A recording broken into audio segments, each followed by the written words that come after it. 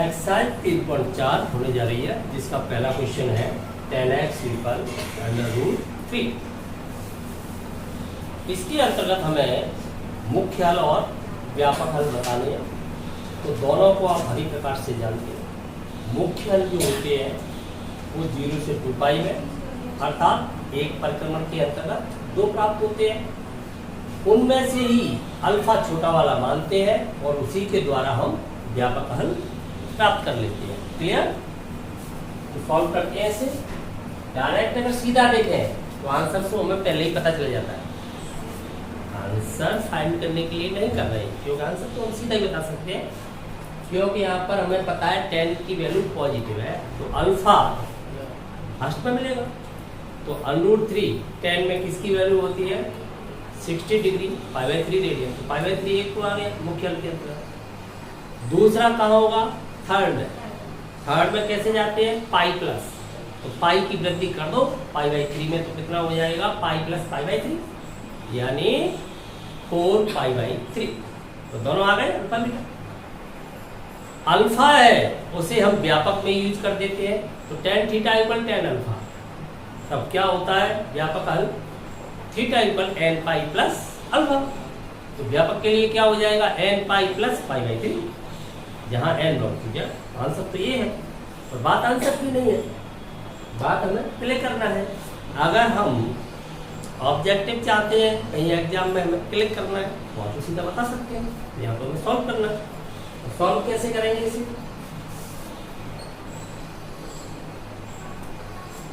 tan x = value रखिए 10 में, इस एंगल की वैल्यू है π/3।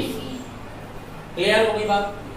या आप किसे फिर दोबारा से काम प्राप्त कर सकते हो, इसी वैल्यू को पुनः प्राप्त करेगा ये थर्ड में।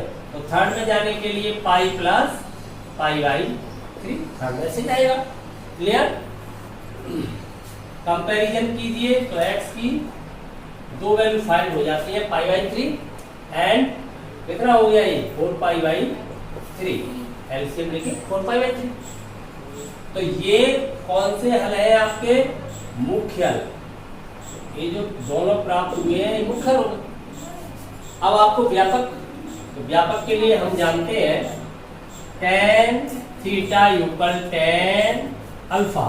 तब थीटा की वैल्यू होती है nπ प्लस अल्फा, जहां n बिलोंग्स टू z। देखिए यहाँ पर क्या हो जाएगा व्यापक हल।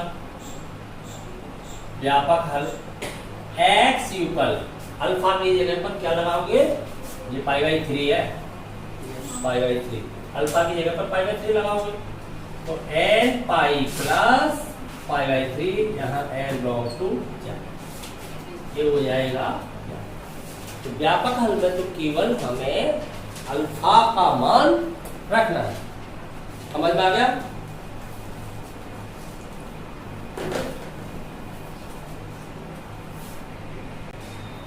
यहां पर भी हमें sec x की वैल्यू धनात्मक प्राप्त हो रही है, तो अल्फा कहां मिलेगा फर्स्ट में।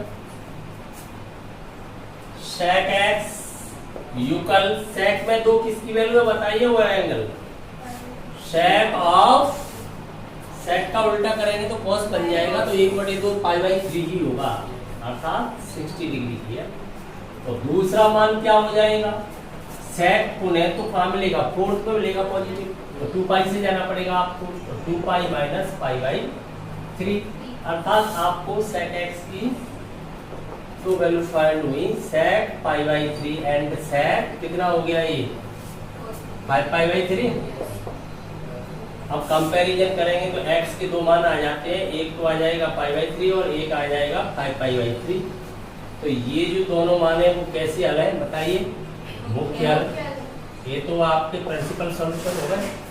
अब व्यापक हल लिखना है आपको, जनरल सॉल्यूशन लिखना है, तो व्यापक हल के लिए क्या करते हैं आपको पता है ना, ये sec कैसे होता है cos की तरह, तो sec x = sec अल्फा या sec θ = sec अल्फा, जैसे भी आपने समझा है। तो थीटा इक्वल क्या होता है 2nπ प्लस माइनस अल्फा, जहां n belongs to z cos की तरह। तो लगाइए यहाँ पर x है तो x इक्वल क्या हो जाएगा 2n pi plus minus alpha कौन है पाई बाई 3, जहाँ n बिलोंग्स टू क्या है z। क्लियर? कोई शक? कॉट x की वैल्यू नेगेटिव है तो नेगेटिव का अल्फा डायरेक्ट नहीं प्राप्त होता, क्या प्राप्त करना पड़ता है फाइव। अल्फा छोटे से छोटा कहाँ होता है सेकंड में, और बड़े से बड़ा थर्ड में। पता है तुम्हें? सेकंड में बीटा नहीं होता, बीटा कैसे हो जाएगा सेकंड में? तो आपको नेगेटिव वाला सिस्टम बताया था, तो नेगेटिव वाला सिस्टम आपका यही तो है, एक बार फिर देख लें। नेगेटिव वाला सिस्टम आपका ऐसे है, यही तो है नेगेटिव वाला सिस्टम। यहाँ आपको अल्फा ही मिलेगा, यहाँ आपको अल्फा बीटा दोनों है, और यहाँ आपका बीटा है, और बीटा आपका इसमें आते हैं तो 2 पाई माइनस 5 से, इसमें जाते हो तो पाई माइनस 5, और इसके अंतर्गत तो इन दोनों की वैल्यू होती है पाई प्लस 5। अब आपके पास कौन है कॉट, तो कॉट के लिए बताया था TSC, अर्थात आपको नेगेटिव के लिए क्या आना चाहिए STC, और पॉजिटिव के लिए ASTC। तो STC ट्रायंगल के अकॉर्डिंग है, आप साइन के लिए यहाँ से अल्फा लेते, इसे अल्फा मानते हो तो ये बीटा हो जाता है, कोसेक के लिए इसे अल्फा मान के बीटा हो जाता है, जबकि कॉस के लिए इसे अल्फा मानते हो तो बीटा ये बन जाता है, टेन के लिए और कॉट के लिए अल्फा ये है तो बीटा ये है, तो आपको STC सिस्टम का यूज करोगे और उसके लिए STC।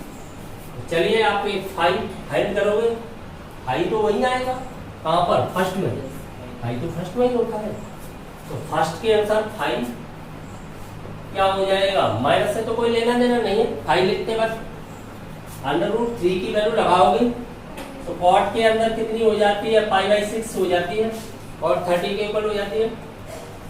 अब माइनस को आप हटाओगे तभी तो कंपैरिजन कर पाओगे, तो माइनस को हटाने के लिए देखिए क्या सिस्टम है। नेगेटिव में अल्फा कहाँ है बीटा कहाँ है, तो अल्फा होता है पाई माइनस 5 करना पड़ेगा, या दूसरा फिर आपको 2 पाई माइनस 5 करना पड़ेगा। तो कॉट ऑफ एक बार को आपने पाई माइनस 5 कर दिया तो आपका 5 कितना आया है पाई बाई 6, और दूसरा हो जाएगा आपका cot of 2 pi minus pi by 6। ये 5 है ना, यही तो 5 है, तो आपने पाई माइनस 5 अल्फा हो गया पहले में, दूसरे में 2 पाई माइनस 5 किया तो ये क्या बन गया, इसमें बीटा बन गया, ये अल्फा बन गया, कंपैरिजन से कॉट हट जाएगा। क्लियर?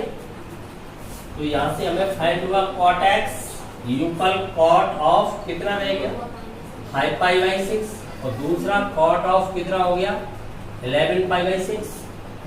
अब कंपैरिजन कर दीजिए तो x की दो वैल्यू आ जाती है, एक तो आ जाता है 5 पाई बाई 6, एक आ जाता है 11 पाई बाई 6। तो ये जो दोनों वैल्यू है वो कैसे आते हैं मुख्य, तो ये तो हो जाते हैं मुख्य। ठीक है, अब आपको कैसा सॉल्यूशन लिखना है, जनरल सॉल्यूशन व्यापक हल। तो व्यापक हल के लिए tan की तरह ही तो होता है कॉट, तो क्या होता है हम जानते हैं cot of theta equal cot of alpha, तब थीटा का व्यापक मान होता है वो होता है n पाई प्लस अल्फा, जहां n बिलोंग्स टू z। तो इसका प्रयोग कीजिए, तो थीटा की जगह x, अल्फा की जगह कौन काम करेगा 5 पाई बाई 6, लगाइए n pi plus 5 pi by 6, जहां n बिलोंग्स टू z। ये आपका हो जाता है जनरल सॉल्यूशन। यहाँ इस बात का ध्यान दें कि जो भी एंगल हमें प्राप्त होती है कहाँ पर मुख्य हल के अंतर्गत, वो नेगेटिव नहीं होते, क्योंकि परिक्रमण तो एंटी क्लॉकवाइज है, लेकिन उनकी वैल्यू नेगेटिव होती है। समझ में आ गई बात पूरी? चौथा क्वेश्चन कोसाइन एक्स इक्वल -2, ये भी नेगेटिव वाला है, तो नेगेटिव के लिए STC सिस्टम का यूज करोगे आप। माइनस से कोई मतलब नहीं, आपको तो 5 फाइंड करना है, और 5 तो फर्स्ट क्वाड्रेंट में है, तो माइनस नहीं देखना है, केवल कैसी मैग्नीट्यूड वैल्यू देखनी है, संख्यात्मक मान को देखना है। तो कोसेक का नहीं पता तो रेसिप्रोकल में जाके साइन का देख ले, 1.2 की पाई बाई 6 का होता है, तो इसलिए क्या हो जाएगा कोसेक में पाई बाई 6 वो एंगल है जो हाफ फाइंड हुआ यहाँ पर वैल्यू, तो पाई बाई 6 हो गया। क्लियर? अब माइनस हटाने के लिए क्या किया जाएगा, देख लीजिए आप STC सिस्टम में कोसेक साइन की तरह काम करता है, तो अल्फा यहाँ से फाइंड होगा तो बीटा यहाँ हो जाएगा, ये आपको 5 फाइंड हो गया। फाइव फाइंड हो गया तो आपको क्या करना है, पाई प्लस फाइव करना है और 2 पाई माइनस फाइव करना है, कर दीजिए। तो इधर माइनस हट जाएगा, तभी तो कंपैरिजन होगा। कंपैरिजन के लिए गुणांक को समान होने चाहिए, इनके कोएफिशिएंट इक्वल होंगे तभी तो कंपैरिजन होगा। काटना नहीं कहते, इसे लैप्स करना नहीं, कंपैरिजन कहते हैं, तुलना। तो कोसेक कितना हो जाएगा, इसे हम करेंगे पाई प्लस थर्ड में पहुंचाएंगे या फिर इसे कहां पर पहुंचाएंगे, फोर्थ में, तो 2 पाई माइनस पाई बाई 6। देखिए क्या फाइंड होगा, कोसेक एक्स इक्वल ये आपका क्या हो जाएगा, कोसेक ऑफ कितना हो गया 7 पाई बाई 6 और ये हो गया आपका कोसेक ऑफ कितना हो गया 11 पाई बाई 6। तो कंपैरिजन करने पर, तुलना करने पर x की दो वैल्यू आती है, एक आता है 7 पाई बाई 6 और एक आता है आपका 11 पाई बाई 6। ये दोनों ही क्या है आपके मुख्य, ये मुख्य फाइंड हो गए। अब मुख्य के बाद आपको क्या करना है, व्यापक हल, जनरल सॉल्यूशन। जनरल सॉल्यूशन के लिए तो आपको पता ही है कि कोसेक का जनरल सॉल्यूशन वही होता है जो साइन का होता है। क्या होता है साइन का, cosec theta equal cosec alpha, तब थीटा का व्यापक मान होता है n पाई प्लस माइनस 1 की whole power n into alpha, n belongs to alpha कौन है 7 पाई बाई 6। तो x इक्वल हो जाएगा n पाई प्लस माइनस 1 की whole power n into 7 pi by 6, n belongs to z, n कोई भी integer, ये हो जाएगी जनरल।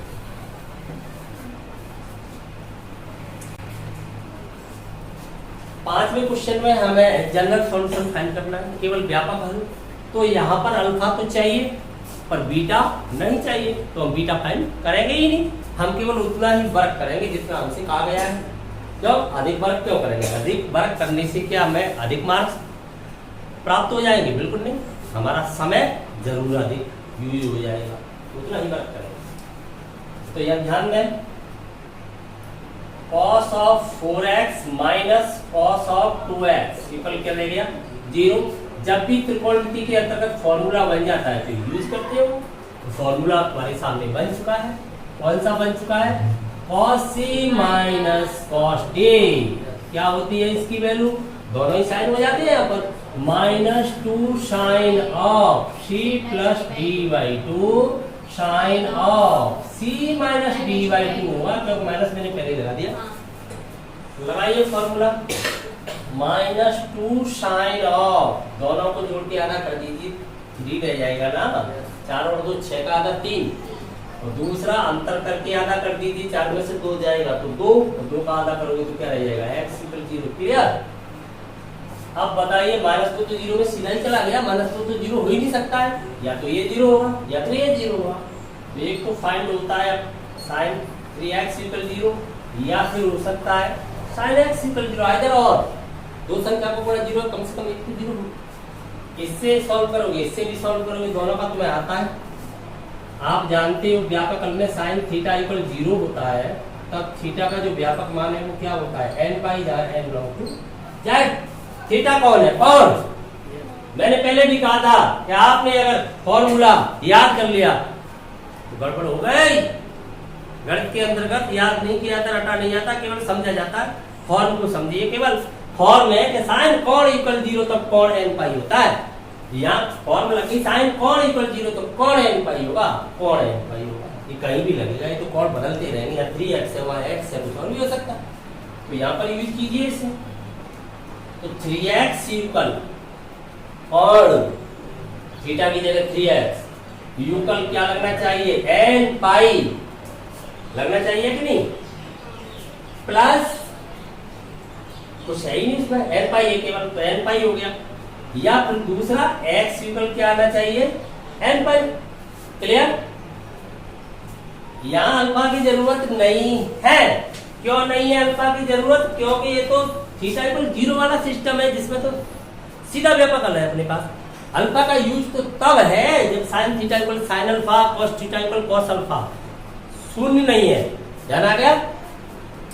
तो x की वैल्यू फाइंड करनी होती है, हल से क्या तात्पर्य है, समीकरण के अंतर्गत जो चर राशि अंतर्विष्ट है उस चर का मान ज्ञात करना ही उसका हल है, ये तो हम पहले से जानते हैं। तो x की वैल्यू हमें फाइंड करनी है, तो x की फाइंड हो रही है, तो x की क्या हो जाएगी 3 डिवाइड में चला जाएगा, तो n पाई बाई 3 और यहाँ से तो सीधा x है ही, तो दूसरी वैल्यू इसी के साथ लिख दो n पाई एंड n लॉस टू j। तो यह वो सभी कोण हैं, ये कौन से कोण हैं जिनको अगर इस इक्वेशन में आप अप्लाई करोगे तो इस इक्वेशन को ये सेटिस्फाई कर देंगे। ये वो सभी कोण है, n के विभिन्न मान आप बदलते रहिए, इससे प्राप्त कीजिए या इससे प्राप्त कीजिए, लेकिन वो एंगल प्राप्त होंगे जिनको यहाँ पर लगाने पर x के स्थान पर लेफ्ट इक्वल राइट हो जाएगा। क्लियर? छठवां क्वेश्चन देखें। छठवें क्वेश्चन के अंदर cos 3x plus cos x minus cos 2x, हमें इसका केवल जनरल सॉल्यूशन फाइंड करना है। तो क्या करना चाहिए, हम देख रहे हैं यहाँ फॉर्मूला बन रहा है cos 3x plus cos x cos c plus cos t, formula तैयार है तो लगा दीजिए।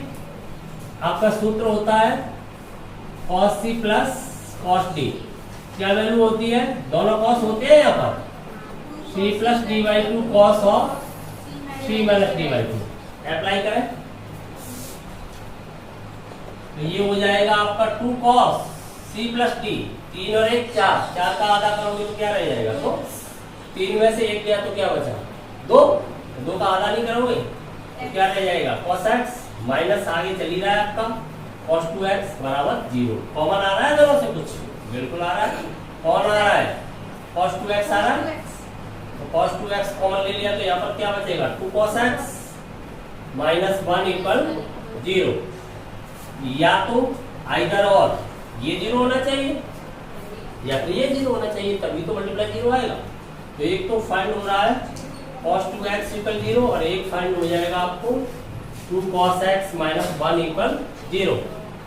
इसका तो आप सीधा जानते ही हो क्या होता है, cos थीटा इक्वल 0 होता है तब थीटा का व्यापक मान होता है आपका, क्या होता है बताओ, थीटा का व्यापक मान 0 वाली स्थिति में विषम गुणज जो होता है पाई बाई 2 का, तो ये हो जाता है 2n प्लस 1 पाई बाई 2 जहाँ n बिलोंग्स टू z। तब ये तो इससे फाइंड होगा, तो 2x इक्वल क्या आ जाएगा 2n प्लस 1 पाई बाई 2 जहाँ n बिलोंग्स टू z है, लेकिन हमें तो x फाइंड करना है, तो x इक्वल क्या हो जाएगा 2 डिवाइड में चला जाएगा, तो 2n प्लस 1 पाई बाई 4 जहाँ n बिलोंग्स टू z एक साथ लिखते हैं, दोनों को लिखेंगे तब।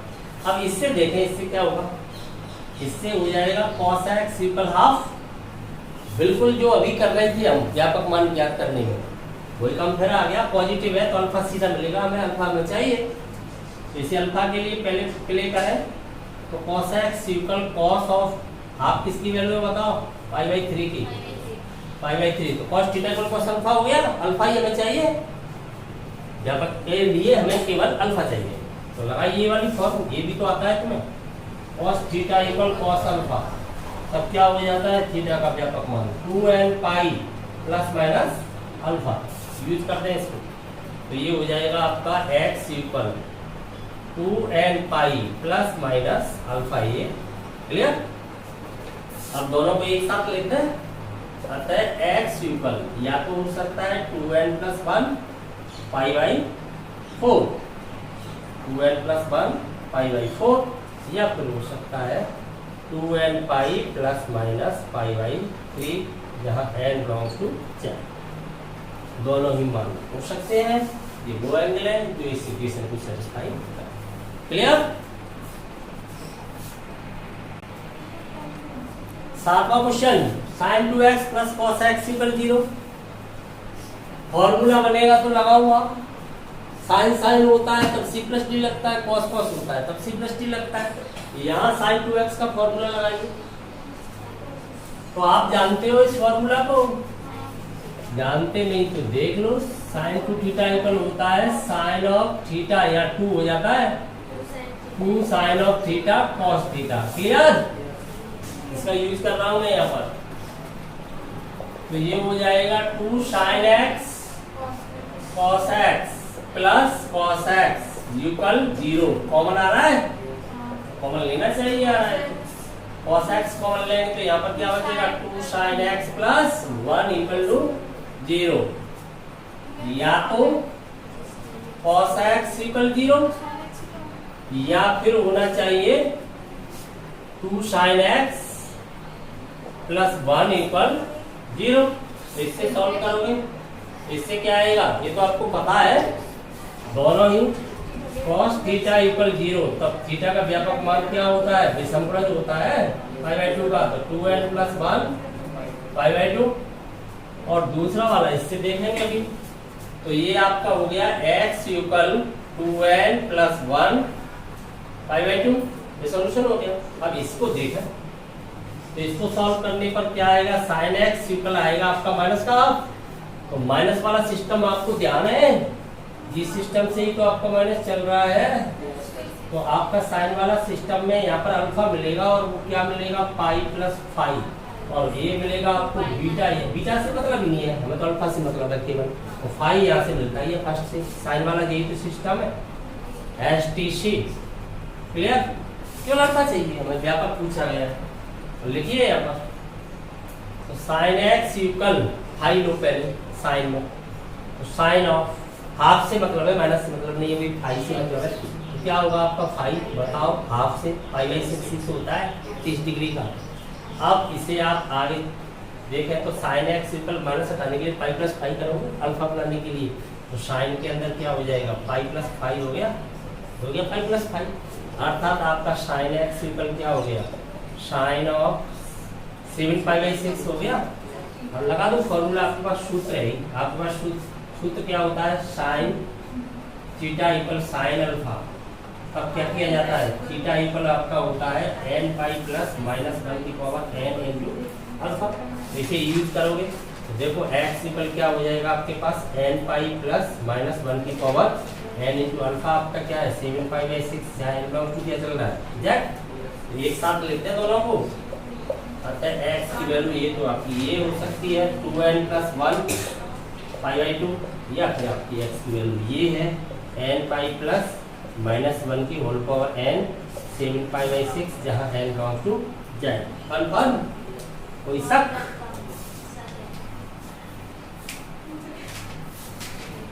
Question number 8, sec square 2x equal 1 minus tan 2x। यहाँ sec स्क्वायर tan के पदों में लिखेंगे, तो sec स्क्वायर इक्वल होता है 1 प्लस tan स्क्वायर, तो लिखिए ये वैल्यू आपकी हो जाएगी 1 plus tan square 2x equal 1 minus tan of 2x, 1 से 1 लैप्स हो गया, और tan 2x कॉमन ले लो साथ ही, समझ जाओगे क्या पता, तो इधर पहले ट्रांसफर कर लो, tan ऑफ 2x इक्वल क्या रहेगा 0, क्या कॉमन आ रहा है, tan 2x क्या रह जाएगा यहाँ पर, tan 2x plus 1 equal 0, either और या तो ये हो सकता है tan 2x इक्वल 0, या फिर tan of 2x plus 1 equal 0। इससे फाइंड करोगे तो आपको पता है ना सीधा सूत्र व्यापक का क्या होता है, tan थीटा इक्वल 0, तब थीटा का व्यापक मान होता है n पाई साइन की तरह। तो यहाँ पर आपका थीटा क्या है 2x, तो 2x इक्वल क्या हो जाएगा n पाई, तो इससे x की क्या वैल्यू फाइंड होगी n पाई/2, क्लियर। तो ये फाइंड हुई आपको वैल्यू n पाई/2। इससे क्या फाइंड होगा, tan 2x इक्वल -1, नेगेटिव आ गया। अभी मैंने नेगेटिव वाला सिस्टम आपको बताया था, नेगेटिव वाला सिस्टम ऐसे ही चलता है, ऐसे चलता है, तो ये cos sin cosec tan, तो आपका अल्फा यहाँ होगा, बीटा यहाँ होगा, यहाँ का एंगल तुम्हें पता ही है π-π से होगा, यहाँ का एंगल 2π-π से होगा, फाई आपको यहाँ से फाइंड करना, कन्फर्म फाइंड कर ले। तो फाई फाइंड करें पहले, तो tan ऑफ 2x माइनस से कोई लेना देना नहीं है, मैग्नीट्यूड वैल्यू 1, tan π/4 का होता है 1, होता है कि नहीं, तो ये आपका फाई हो गया। तो आपको क्या लिख देना है, इस फाई को अल्फा बना देना है, तो अल्फा बनाने के लिए यही लोगे ना, बीटा तो चाहिए नहीं, तो ये करोगे, तो tan ऑफ पाई माइनस π/4 कर देना है, तो tan ऑफ 2x यूकल कितना हो गया, tan 3π/4, 135 डिग्री हो गया। अब आपको पता है सूत्र व्यापक का, tan theta equal tan alpha, तब थीटा का जो व्यापक मान है वो होता है n pi plus alpha. Clear? तो आप इसे लगाइए, आपका थीटा कौन है 2x, और आपका अल्फा कौन है 3 pi by 4, implies x equal 2 divide में जाएगा तो क्या हो जाएगा यहाँ n pi by 2 plus 3 pi by 8 divide में गया। x की दोनों वैल्यू एक साथ लिखे, x equal n pi by 2 या फिर हो सकता है n pi by 2 plus 3 pi by 8। Clear? 3 pi by 8 जहाँ n बिलोंग्स टू z। तो ये हो गया इसका जनरल सॉल्यूशन। समझ में आ गया? नवा क्वेश्चन देखें, sine x plus sine 3x plus sine 5x plus 0, sine C plus sine D. यहाँ पर यूज कर दिया तो ये एंगल बनेगा ही नहीं, क्योंकि आप योग करके आधा करोगे, अंतर करके भी आधा करोगे, ये तो योग से भी बड़ा है, बनेगा ही नहीं। तो यूज करना व्यर्थ है, बेकार है, नहीं करना चाहिए। अगर यहाँ यूज कर दिया इन दोनों में तो 4 बनेगा, 8 हो गया ना, तो 8 का हाफ करोगे तो 4 बनेगा, और एक अंतर इनका 2 हो गया तो x जरूर बनेगा, तो काम हो सकता है। अगर आपने इन दोनों में यूज कर दिया तो बिल्कुल यही बनेगा, क्यों 5 और 1 6, 6 का आधा 3 कॉमन आ जाएगा। तो हमें एडजस्टमेंट स्वयं करना चाहिए। देखिए तो कॉमन सेंस की बात है, कॉमन ही नहीं बनेगा आगे। हम क्या चाहते हैं, फैक्टर करना चाहते हैं, पहले गुणनखंड तो हो जाए, तो फैक्टर करने के लिए कॉमन जरूर देखा जाएगा। तो हमें क्या करना चाहिए, ये कर देना चाहिए कि sin 5x को इधर लिख देना चाहिए, x को इधर, चाहे sin x plus sin 5x का हो या sin 5x plus sin x का हो, ये की बात है। तो sin 5x को यहाँ लिख देते हैं, फिर आपका ये हो जाएगा sin x और ये हो जाएगा sin 3x। योग क्रम में होता है, कोई फर्क नहीं पड़ता, फॉर्मूला बन गया है आपका। आपका जो सूत्र है वो ये होता है, लिखो सूत्र, sine C plus sine D 2 sine C plus T by 2 cos of C minus T. यही तो है, यूज करो इसका। 2 साइन 5 और 1 6 का आधा सीधा लिखो, समझ जाओगे 3x। दूसरा वाला कॉस ऑफ 5 में से 1 किया, 4 का आधा करोगे तो क्या आ जाएगा 2x plus sign of 3x equal 0। चलिए कॉमन आ रहा है साइन 3x, सब साइन 3x कॉमन ले लिया तो क्या बचेगा 2 cos 2x प्लस 1 इक्वल 0। या तो ये 0 होगा या फिर ये 0 होगा। तो या तो आपका हो सकता है साइन 3x इक्वल 0, या फिर आपका हो सकता है 2 cos of 2x plus 1 equal 0। इसको सॉल्व करता हूँ, पहले इसके लिए फॉर्मूला सीधा है, आप जानते हो साइन थीटा इक्वल साइन 0 होता है, तब थीटा का व्यापक मान है वो होता है n पाई, जहाँ n बिलोंग्स टू z। इससे सीधा फाइंड हो जाएगा 3x इक्वल n पाई, तो x की वैल्यू आपकी आ जाएगी n पाई बाई 3।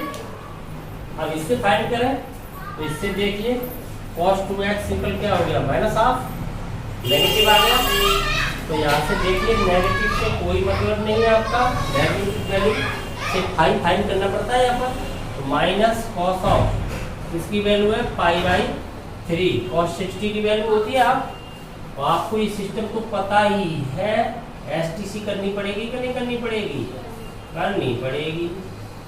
एसटीसी से आपको कॉस को पता है, आपका अल्फा यहाँ रहता है, बीटा यहाँ रहता है, तो इसमें तो आपको पाई माइनस फाई करना पड़ेगा। इसमें आने के लिए पाई प्लस फाई करना पड़ेगा, तो क्या आ जाएगा यहाँ से cos of 2x equal cos of negative alpha लेना है ना, तो मैं बीटा से मतलब थोड़ी अल्फा से मतलब है, तो पाई माइनस फाई करना पड़ेगा, सेकंड क्वाड्रेंट भेजना पड़ेगा। तो पाई माइनस पाई बाई 3, तो ये आपका हो जाएगा cos 2x equal cos of 2 pi by 3। 120 degree हो गया कि नहीं हो गया। अब आपकी फॉर्म क्या होती है, आपका सूत्र क्या है, सूत्र है आपका cos theta equal cos alpha, तब आपका थीटा का जो व्यापक मान है वो होता है 2n pi plus minus alpha. Use करो इसका, तो इससे x 2x है ना, तो 2x इक्वल हो जाएगा 2n pi plus minus 2 pi by 3। यही तो अल्फा है। जब x लिखूंगा एक साथ लिख देता हूं, अतः x इक्वल या तो हो सकता है n पाई बाई 3, उसे डिवाइड कर दो, x फाइंड हो जाएगा। तो 2 तो सीधा ही लेफ्ट हो गया, यहाँ से कॉमन लेके, तो क्या रह गया फिर x equal n pi plus, नहीं आई समझ में बात आ गई, और n बिलोंग्स टू क्या चल रहा है z। अरे भाई यहाँ से x की वैल्यू क्या रह जाएगी, n pi plus pi by plus minus pi by यही तो रह जाएगी। समझ में आ गया?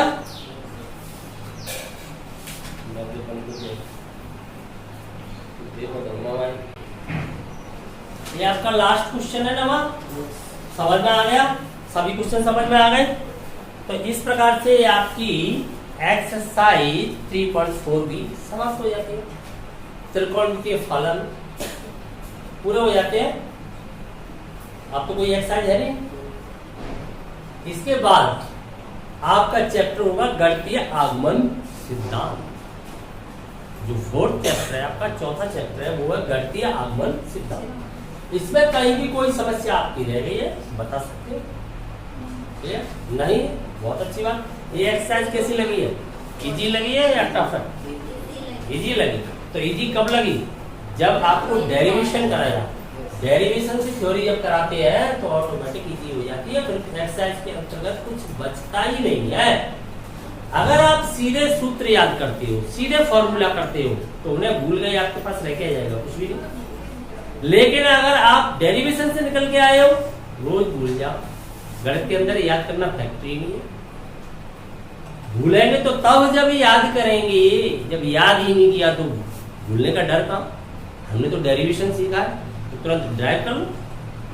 डेरिवेशन क्या सिस्टम है कि आपको सीढ़ी से, एक सीढ़ी से दूसरी सीढ़ी, दूसरी से तीसरी सीढ़ी, तीसरी से चौथी सीढ़ी अपने आप पहुंचा देगा वहां पर। लेकिन आपका सूत्र वो ताकत नहीं होती, एक सूत्र दूसरे में नहीं पहुंचा सकता, जबकि डेरिवेशन पहुंच जाता है। तो डेरिवेशन अनिवार्य है।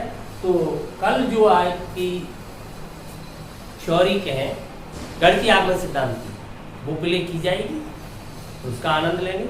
और थ्योरी का आनंद बच्चा अच्छी प्रकार से लेता है तब तो उसे वो एक्सरसाइज सरल, अन्यथा कठिन महसूस होती है। कठिन सरल यहाँ पता थोड़ी चला है क्वेश्चन करने में। कठिन सरल तो तभी हो गया था जब आपको ड्राइव कराया था, जब आपको डेरिवेशन दिया था। और वो डेरिवेशन जिस बच्चे की समझ में आ जाता है, समझ लो गणित में कुछ भी फिर बचता नहीं है एक्सरसाइज के अंदर जो उसकी समझ में नहीं आएगा। पूरी ताकत कहां छुपी है? गणित की डेरिवेशन के अंदर। डेरिवेशन पे गणित का एंड हो जाता है। डेरिवेशन करते ही न तो कोई क्वेश्चन न कोई थ्योरी का पार्ट कुछ बचता ही नहीं है। डेरिवेशन उसकी जड़ है गणित की। तो डेरिवेशन बढ़िया चीज है कि नहीं है? है बढ़िया चीज। तो डेरिवेशन समझ में नहीं आता तो समझ लीजिए आपको थ्योरी भी कम समझ में आएगी, फिर आपको प्रश्नावली भी कम समझ में आएगी। तो अगली एक्सरसाइज के लिए जुड़े रहिए महत्वपूर्ण पॉइंट के साथ।